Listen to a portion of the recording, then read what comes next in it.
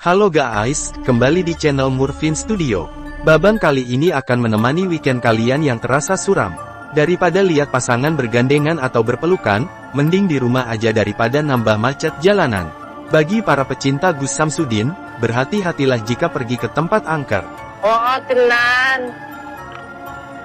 Ya elah, so imut banget saya sambit keranjang. Film yang akan kita tonton ini berdasarkan kisah nyata, dari keluarga pemuja sekte gelap, pada tahun 2005. Keluarga tersebut, melukai satu sama lain, sehingga mereka turun satu persatu.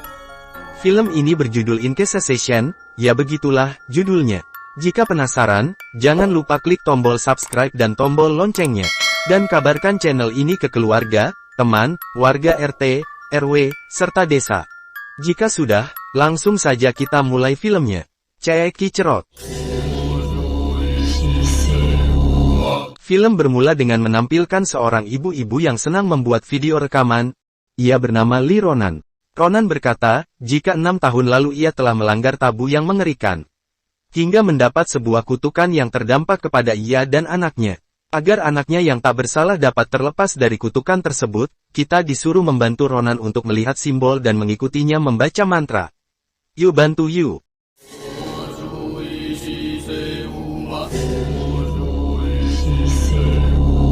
Di sini diketahui, Ronan yang memegang sebuah video rekaman terkutuk.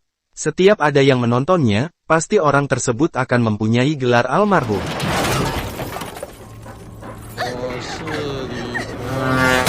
Apakah yang ada di dalam video rekaman tersebut? Kembali ke Ronan yang sedang merekam, sambil memamerkan kamera terbarunya. Sombong amat. Terlihat ia kedatangan tamu, seorang nenek-nenek, dan nenek tersebut mengatakan, Kiko, enak tahu. Yang sebenarnya adalah, Ronan dapat membawa pulang anaknya yang bernama Dodo, di panti asuhan. Apa yang dimaksud nenek tersebut? Nenek pun mengantarkan Ronan ke panti asuhan, dan terlihat anak kecil yang sedang disuapi oleh pemilik panti asuhan. Ia bernama Dodo, anak kandung dari Ronan, dan pria yang menyuapi tadi bernama Ming. Singkat cerita dibawa pergilah Dodo, untuk tinggal bersama ibunya. 6 tahun lalu, di sini diperlihatkan Ronan yang sedang konsultasi dengan seorang dokter. Dokter tersebut bernama Wu, ia bertanya seputar hal tentang terowongan terlarang. Dan juga menanyakan video terkutuk, yang jika ditonton akan membawa celaka kepada penontonnya. Karena dokter tak terlalu percaya cerita tahayul, Ronan pun akhirnya diputuskan mondok di Rumah Sakit Jiwa Timur Baru Cabang SCBD. Gimana rasanya, Cek? Kembali di masa sekarang, ketika Ronan dan Dodo sudah sampai di rumah barunya. Hal-hal aneh mulai dapat kita lihat. Ketika mereka sedang belajar menulis, terdengar suara jendela yang ditimpuk. Ronan pun mencoba untuk mengeceknya, dan terlihat pecahan kaca serta kecoa yang sedang kayang, seperti habis disemprot obat nyamuk.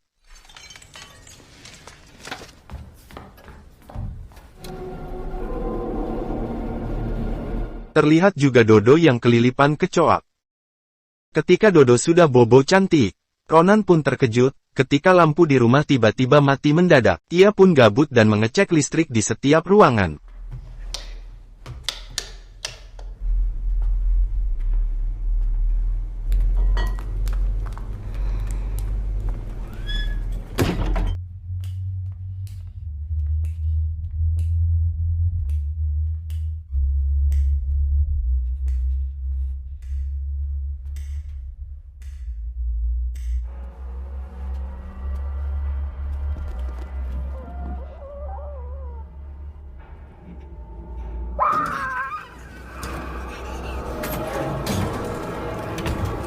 Ronan yang terkejut, langsung mengunci seluruh pintu dengan sangat cepat.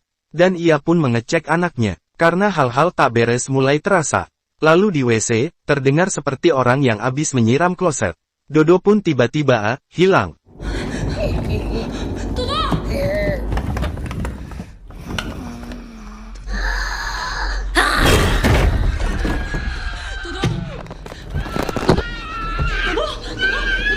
Kembali ke 6 tahun lagi, ia terdiri dari 3 orang, yaitu Ronan, Dom dan Yuan.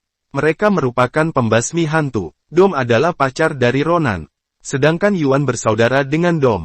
Mereka bertiga sedang menuju kanal gumamam aneh, karena mendapatkan undangan dari Paman Buyut, yang merupakan keluarga Dom dan Yuan. Mereka juga bermaksud untuk melakukan pembuktian.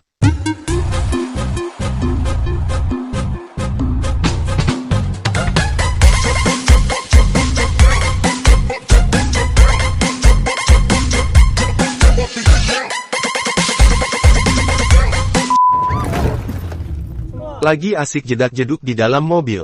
Tiba-tiba mobil terhenti, karena tertahan sesuatu. Yang menahan mobil tersebut adalah sebuah patung Bunda Buddha.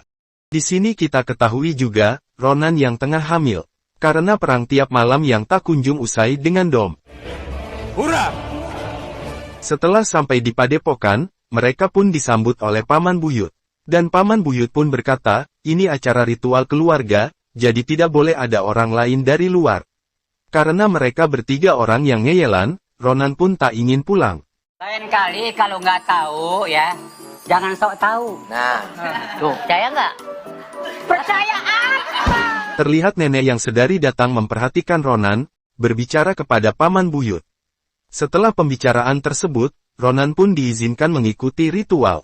Mereka yang masuk ke dalam padepokan, terlihat orang-orang di sana melipat tangan yang membentuk simbol. Mereka juga melihat seorang gadis, yang tubuhnya ditulis coretan dengan mantra-mantra, serta ulat-ulat yang disebarkan ke tanaman. Di masa sekarang, ketika Ronan berada di ruang tunggu, mereka melihat ulat-ulat tadi, yang sudah ada di atas kursi, tas kosmetik, dan kemeja Ronan. Ketika digeprek Ronan, ulat itu pun mencret. 赶快过来啦，工作了。宝宝，好恶心哦！干嘛？一脚一脚一脚。 Lagi geli-gelinya, Ronan pun dipanggil kepala sekolah untuk pergi ke PAUD. Sesampainya di sana, Dodo dilaporkan karena sudah melakukan kenakalan terhadap temannya. Dodo mengatakan kesal, karena ia dikatakan orang gila. Di TK Cincin, guru yang sedang merekam saat bermain petak umpet dengan Dodo, tak sengaja melihat sosok demit yang mencoba mendekati Dodo. Apakah Dodo setelah bersama Ronan, menjadi ketempelan? Kembali lagi ke 6 tahun lalu, diperlihatkan Ronan, Dom dan Yuan yang sedang melakukan ritual. Bye. Dan nenek si paling buyut berkata, jika kamu sudah mempersembahkan nama aslimu, kau tidak dapat menggunakannya lagi di sini. Gadis kecil yang terlihat dicoret tubuhnya tadi, mendekati Ronan. Nenek buyut langsung berkata, kalau Bunda Buddha suka dengan bayi yang ada di kandungan Ronan. Ketika ia punya nama, bayi tersebut namanya juga harus dipersembahkan. Di tempat istirahat, mereka pun berencana untuk langsung OTW ke terowongan terlarang secara diam-diam. Di tengah perjalanan mereka pun tak sengaja melihat keluarga Chen yang sedang melakukan ritual, dan terlihat gadis kecil tadi. 不知道，你们偷跑出来玩，你想不想去好玩的地方？ Anak kecil itu mengajak mereka ke dalam suatu tempat, tapi hanya Ronan yang boleh memasukinya. Ronan yang sudah berada di dalam, melihat patung-patung Buddha yang menghadap ke belakang, serta tetesan darah yang menetes dari atap ruangan. Gadis tersebut pun menghampirinya dengan membawa sebuah kotak kongguan, yang ternyata isinya. 这是什么？这头发哎！喂它。 Setelah kodok-kodok itu kenyang mukbang, Ronan pun bertanya. Kok telingamu bisa coplok sebelah? Gadis kecil tersebut menjawab. Iya tante, Bunda-Bunda lagi kepengen banget. Jadi aku kasih. Selain itu juga, aku dipilih dewa untuk memberkahi semua orang. Ronan pun terkejut ketika patung kecil Bunda Buddha terjatuh. Dan seketika patung-patung yang sedang menghadap ke tembok, berjamaah untuk berbalik arah.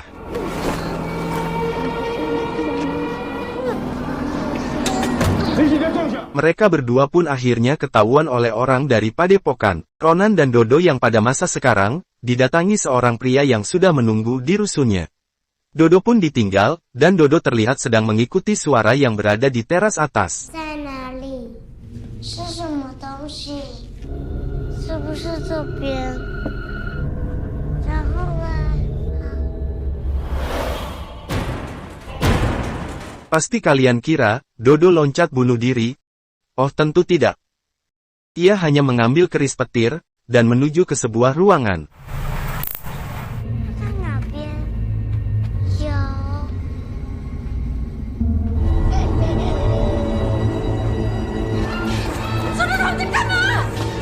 Terlihat Dodo yang menonton video terkutuk, dan ulet yang sedang joget pargoy kena geprek. Dodo yang sehabis tonton video terkutuk, dilarikan ke IGD. Di rusun, Ronan yang sedang berbicara dengan Ming diberikan jimat untuk menjaga Dodo, tapi entah kenapa Ronan menolaknya.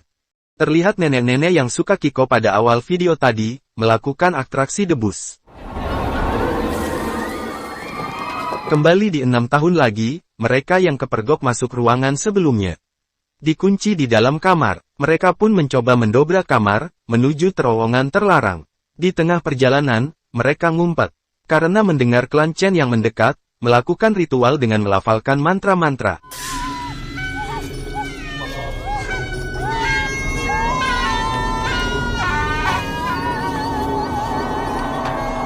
Di masa sekarang, karena Ronan yang telah dianggap mencelakakan Dodo, dicabut kembali hak asuhnya oleh pengadilan. Ronan yang tak terima kembali mondok di RSJ, ia pun membawa kabur Dodo yang masih dirawat inap.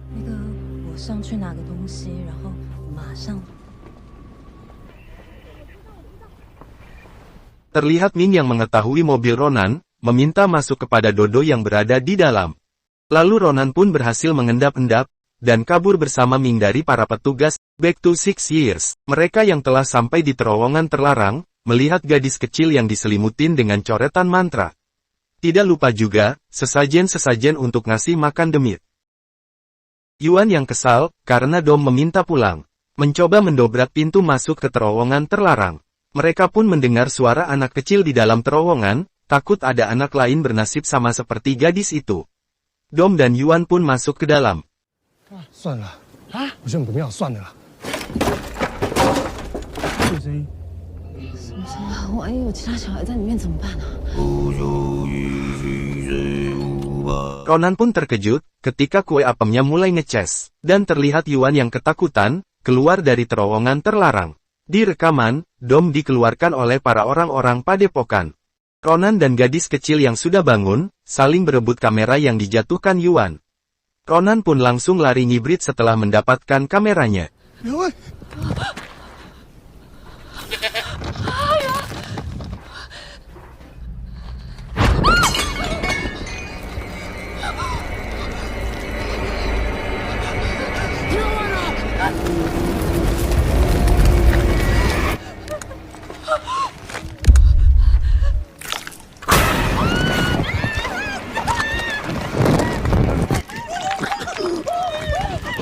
Ronan yang capek berlari, ia melihat para keluarga Chen yang memakai sempak lusuh, dengan coretan mantra di tubuh mereka.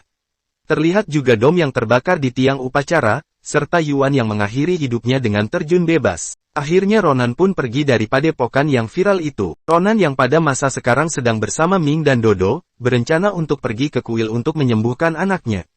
Terlihat mereka yang hanya berputar-putar di tempat yang sama, hingga mereka membaca mantra andalan agar demit penunggu kelok 9 pergi.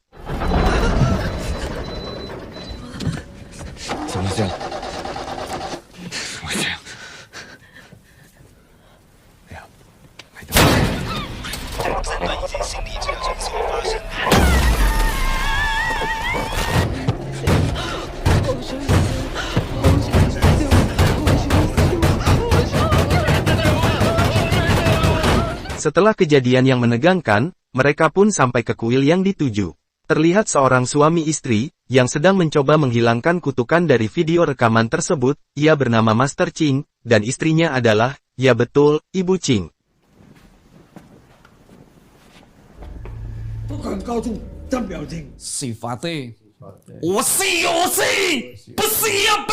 Ibu Ching berkata, jika ia dan suaminya mempertaruhkan nyawanya, ia membuat altar selama 7 hari, dengan syarat Dodo tidak diberi makan selama 7 hari. Suatu malam, karena Dodo tidak makan selama 3 hari, ia pun jatuh sakit. Ronan yang panik, langsung membawa Dodo ke klinik. Ia pun mencoba mencari tapi banyak yang tutup, hingga akhirnya ia menemukan klinik Tongfang, yang masih mau menerima pasien tengah malam.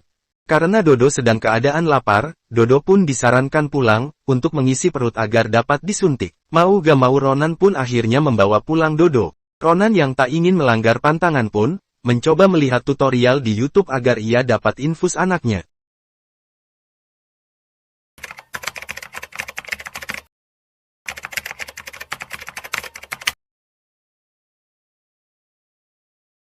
Setelah itu Ronan membeli barang yang dibutuhkan, hingga Dodo pun jadi pasien malpraktek. Ronan yang tak tega karena Dodo kelaparan, mencoba membeli nanas di supermarket. Hingga ia pun akhirnya melanggar pantangan.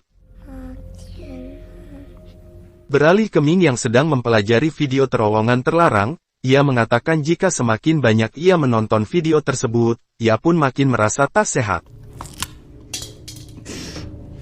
Ming pun pergi ke Yunnan, untuk bertemu dengan biksu terakhir yang bisa menerjemahkan kitab kuno. Ming yang telah mengetahui arti mantra yang sering diucap, memberitahukannya kepada Ronan. Tapi video terowongan terkutuk yang sudah diperbaiki oleh Ming, ia rahasiakan. Ming pun kesurupan, dan bunuh diri dengan menjedotkan kepalanya.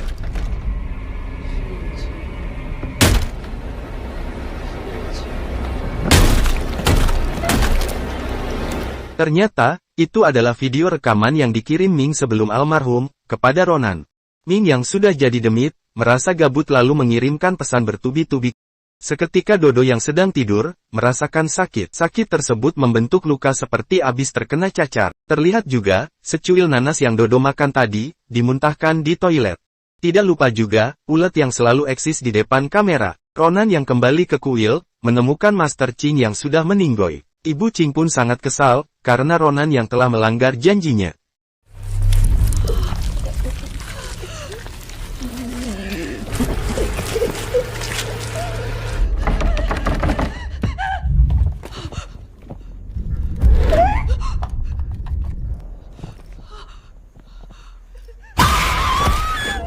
Dodo pun tiba-tiba menghilang, ia terlihat di atap, dan langsung.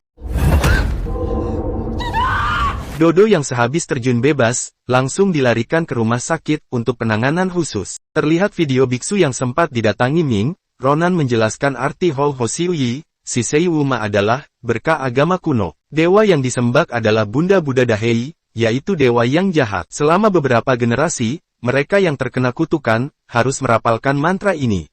Sehingga makin banyak yang ikut merapalkan, makin banyak juga perlindungan untuk menerima berkah. Di rumah sakit, Dodo yang masih dalam keadaan kritis pun, tiba-tiba keluar dari ruangannya tanpa diketahui orang-orang di sekitar. Ia bertujuan untuk menuju ke ruang kosong rumah sakit, agar dapat menemui gadis yang ada di padepokan Chen sebelumnya. Gadis yang saat ini dirawat, dihampiri Ronan. Ronan bermaksud untuk mengambil kuping satunya lagi, agar dapat dipersembahkan kepada Bunda Buddha yang menyukai anak tersebut. Lalu terlihat Ronan yang akan membongkar, apa yang ada di dalam video terkutuk. Dom dan Yuan yang sedang berada di dalam terowongan, melihat sesajen serta kertas mantra yang bertuliskan berkah dan kutukan saling bergantung. Mereka pun kembali berjalan, lalu terhalang dengan pintu kaca yang bertuliskan mantra. Dom dan Yuan pun mencoba mendorongnya agar dapat melanjutkan perjalanan. Di tengah perjalanan, Yuan menemukan sesajen yang berupa gigi, lalu ia mendengar kembali suara anak kecil dan mengikuti sumber suara tersebut. Mereka pun sampai di sumber suara, serta melihat patung Buddha yang besar, kepalanya ditutupi kain merah dengan mantra-mantra. Dom pun mencoba membuka kain merah tersebut, yang membuat Dom jadi kesurupan dan memakan rambut-rambut sesajen. Yuan pun membawa Dom, agar dapat keluar dari terowongan terlarang.